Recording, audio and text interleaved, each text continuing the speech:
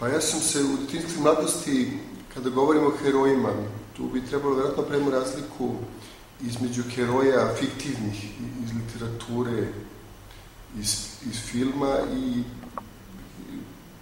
onaj koji ima sreće da upozna heroja u životu. Ja sam verovatno kao i mnogi drugi dečaci svoje generacije imao sam neke heroje iz filma i iz književnosti, na primjer Tarzan, Bruce Lee,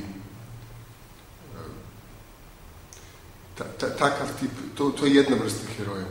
Kasnije, kako sam odrastao, da sam otkrivao heroje istorijskim ličnostima u velikanima čovečanstva i tu bi mogli da razgovaramo o više ljudi. Na primjer, u našoj istoriji za mene heroj despot Stefan Lazarević, koji je besprekoran vitez, koji je obnovio srpsku državu, koji je, znači, iz nemoguće situacije uspeo da omogući svom narodu posljednji uzlet. I on je pravi vitez, kao u viteškim romanima. On je bio vitez jednog čuvenog evropskog reda tog vremena. I recimo, od tih istorijskih ličnosti on se iskristalisao kao najveći heroj moj oče. Pa heroj je čovek koji koji učini veliko delo, koji učini podvig, koji prevaziđe sebe, koji učini nešto što prevazilazi interes, računicu,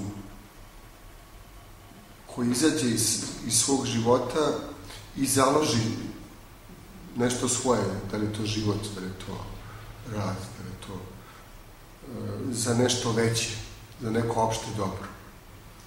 Znači, heroj, znači, moglo bi se reći da je čovek koji vrši podvig ili podvige za neki viši cilj.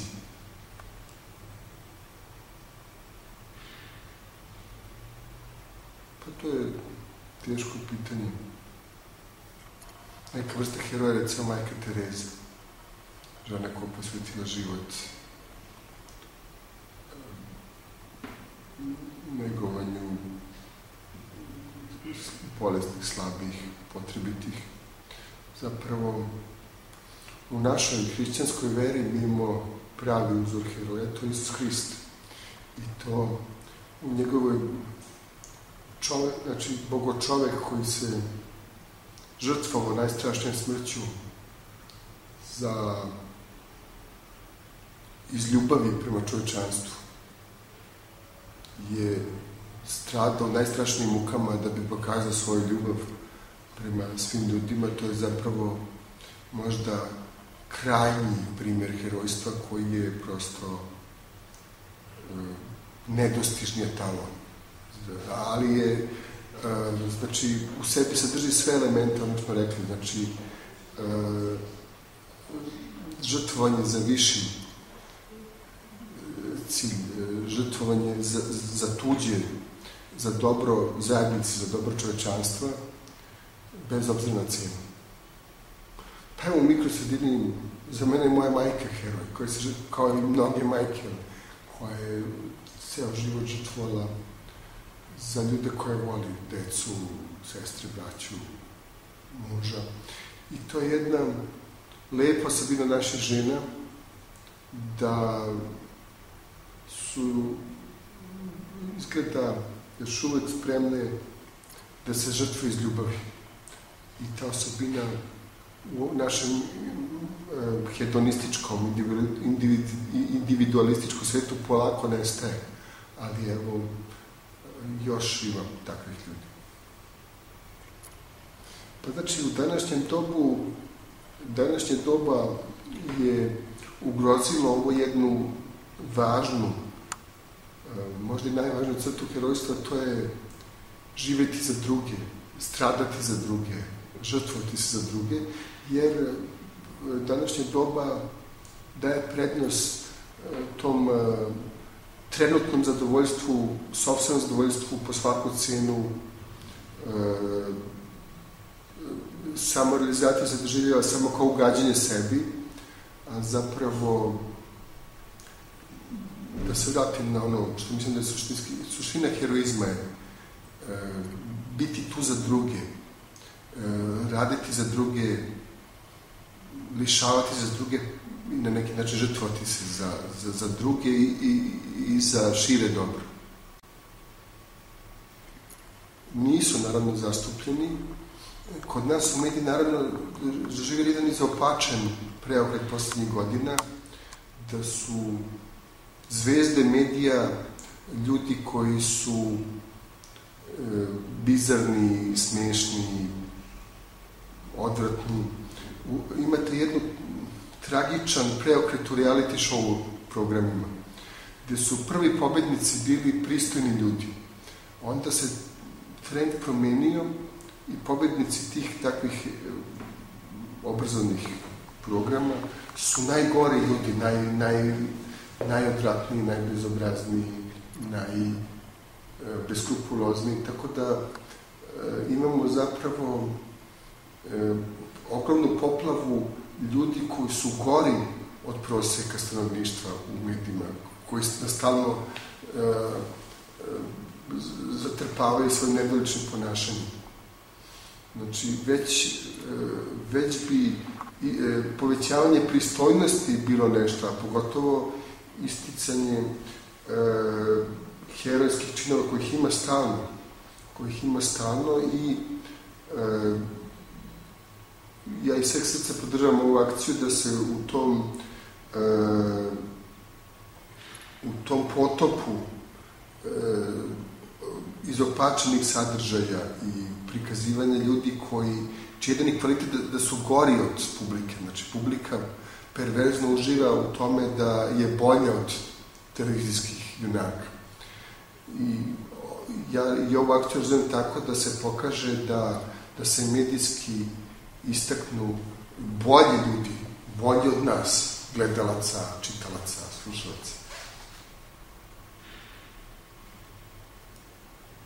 Izlaženjem iz svog malog sebičnog interesa, znači spremnošću da se uradi nešto što je teško, što je naporno, što je neki put i opasno za nekog drugog. Pa heroji žive običan život. Znači, heroji, ono što je najpotresnije kod većine heroja, što su to često obični ljudi koji u trenutku odluke postaju heroji. Znači, to nisu nadljudi. To su ljudi koji kada treba uče nešto herojsko. Naprimjer, ljudi koji su za vreme holokausta se žrtvovali da spasu jevrejsku decu. To je nevjerovatan heroizam. To su bili sveštenici, služavke, obični ljudi. Znači,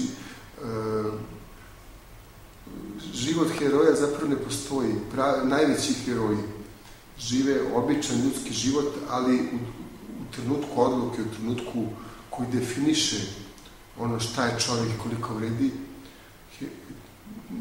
neki ljudi nalaze snage da budu veći od sebe, da budu, to je heroizam.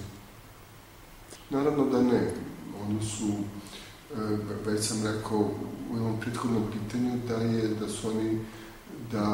je većina ljudi koji se pojavljaju u javnosti da su ili negativno prikazani ili da su stvarno ljudi nedolični koji ne zaslužuju nikovu pažnju, tako da iz toga jasno se može zaključiti da zapravo u našoj javnosti mi čak imamo antiheroje na najgori mogući način, kao najprisutnije figure. Ne znam, možda sam bio, volao bi da jesam. U nastupima sam uvek pokušavao da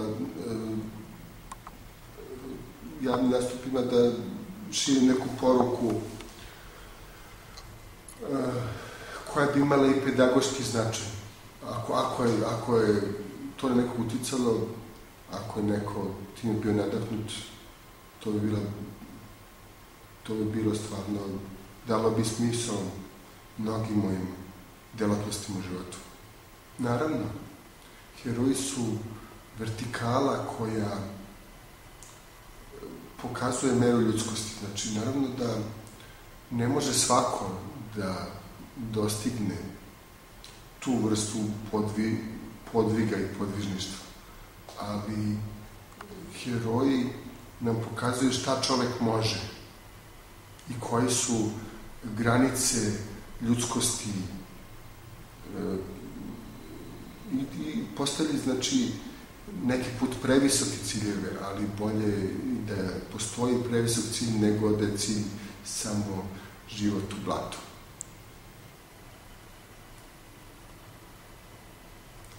Treba da činimo svi male podvige, kogod možemo. Znači, verujem da male žrtve, mali podvizi u korist opšteg dobra poboljšavaju svet. Znači, ne mora svaki podvig da bude veličanstven, dramatičan. Svako dobro delo je malo herojstvo i stalno ga treba činiti.